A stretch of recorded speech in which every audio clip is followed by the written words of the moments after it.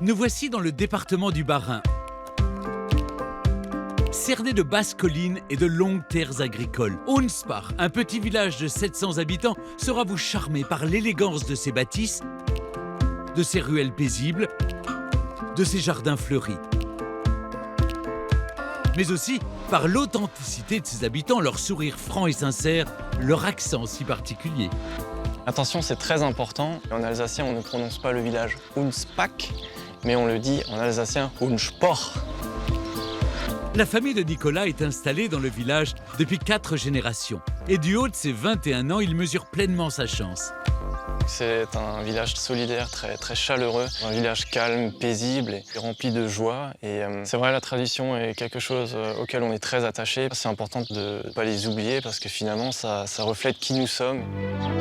Une identité très marquée, source de fierté, dont le premier emblème est la maison alsacienne typique. Entièrement reconstruit au XVIIIe siècle et au XIXe siècle, le village dévoile de sublimes corps de ferme, quadrillés de colombages et bordés de géraniums. Nicolas retrouve Béatrice, incollable sur l'histoire et les spécificités de ces maisons. Ces 2 maisons racontent toute l'histoire du village. Nos maisons sont des maisons à colombages. C'est toute la structure qui est en bois, en chêne. Cette chose blanche que tu vois entre les poutres, c'est du torchis que l'on va recouvrir de chaux. Et la chaux, c'est blanc. C'est pour ça qu'on appelle ces villages les villages blancs. Pourquoi celle-là, elle a les volets verts? Ah, les volets, c'est important. Depuis le Moyen-Âge, on avait coutume de noter les maisons des artisans par des couleurs sur les volets. Cette maison était bien la maison d'un artisan. En longeant la rue principale, vous serez certainement charmé par les cours intérieures toujours ouvertes et soigneusement entretenues. C'est dans l'une d'elles qu'Albert s'installe chaque matin pour peindre son village. Moi, je suis né dans le village même et ça m'inspire toujours encore. Je commence avec le crayon. Une fois que j'ai fait l'esquisse, je commence avec l'encre de Chine. Donc l'encre de Chine, c'est juste pour les contours du coup? Ouais. Il faut de la patience et je pense pas que je l'aurai. Tu veux essayer? Allez, Bien. j'essaie. Moi, je te promets pas le résultat. Hein. Il faut tourner le pinceau. Alors, t'en penses quoi? Déjà mieux, ouais. Sur ces petites ardoises, Albert immortalise la jolie place de la mairie. Les puits à balancier, le temple protestant édifié en 1757 et son clocher en grès rose. Tous ces petits détails qui donnent à la balade des allures de voyage dans le temps. Nicolas quitte Béatrice pour faire une halte à la boutique-musée de Simone. Ici, c'est le kelch qui est mis à l'honneur, une étoffe de chanvre et de lin typique de la région et dont les origines remontent au Moyen-Âge. Alors, le premier kelch qu'on a trouvé était le kelch bleu et blanc. Charlemagne a eu cette bonne idée. Il a demandé qu'on plante donc, le bleu pastel autour de la ville de Cologne. En français, on dirait donc le bleu de Cologne. Et en alsacien, ça donne le kelchbleu. Donc, on a donné à notre tissu le nom du kelch. À l'origine, ce tissu noble et précieux est essentiellement utilisé pour la literie. Et c'est avec sa grand-mère que Simone apprend à aimer et à donner une nouvelle vie à ses coupons de kelch. Tu sais, moi, j'avais une grand-mère qui m'a toujours dit « Ma fille, on ne jette rien. » D'accord. Avec le kelch, donc j'ai envie de travailler dans cet esprit. Alors, quand j'ai des grands bouts, je vais faire des nappes. Les bouts sont un peu plus petits, je vais faire des chemins de table. Après, bien sûr, les bouts sont encore plus petits. Donc, ça va donner des petits cœurs de lavande. Avec mes tout derniers bouts de tissu, je fais mes cœurs de chiffon. Donc tu réutilises tout. Voilà, je ne jette rien. Sur les murs de sa boutique-musée ouverte au public, des napperons brodés de messages sans équivoque témoignent de l'humour et du caractère des maîtresses de maison d'antan.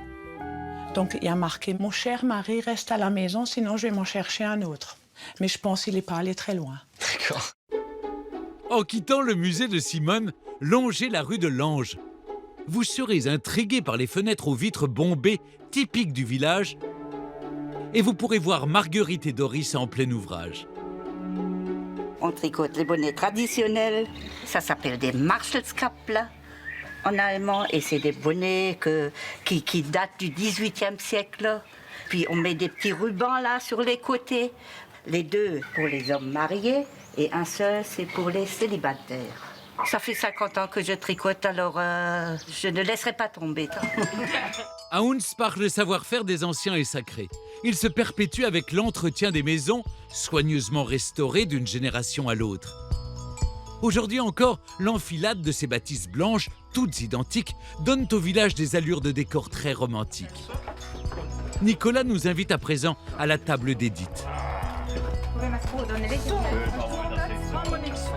Ici, le patrimoine se transmet aussi par la cuisine. Bonjour Nicolas. Ah bah dis donc, c'est la fête aujourd'hui. Ah Qu'est-ce que oui, vous avez fait de bon? donc les Kronberg-Knipfel, tu dois connaître. Ah bah oui, ma mamie, elle La fait ça. sauce à la crème et les lardons, Et ça, qu'est-ce que c'est? c'est les Fleischknipfel. Très bon. Des quenelles de viande. On mangeait ces quenelles avec des spätzle. C'est des pâtes faites maison, avec des œufs et la farine. Tu vois, nos aïeules, avec les mêmes ingrédients, elles faisaient plein de menus différents. C'est toujours des œufs, de la farine, du lait. Elles n'avaient pas besoin de grand-chose. Qu'est-ce qu'elles étaient créatives, quand même. Côté dessert, laissez-vous tenter par les Dickekurt, le gros gâteau en français, ou encore la fameuse Kirschkuchen. Merci. C'est bon. C'est excellent. C'est excellent. Pour les habitants du village, ces grandes tablées sont aussi synonymes de doux souvenirs d'enfance. Si on cuisine, c'est pas pour 2 personnes. Donc il y a tout le monde qui vient, chacun ramène quelque chose et on passe des soirées extraordinaires. Retrouver cette ambiance-là, ça permet aux jeunes déjà de se régaler et ça fait revivre ma grand-mère. Vous l'aurez compris, à Hunspach, la convivialité est le maître mot.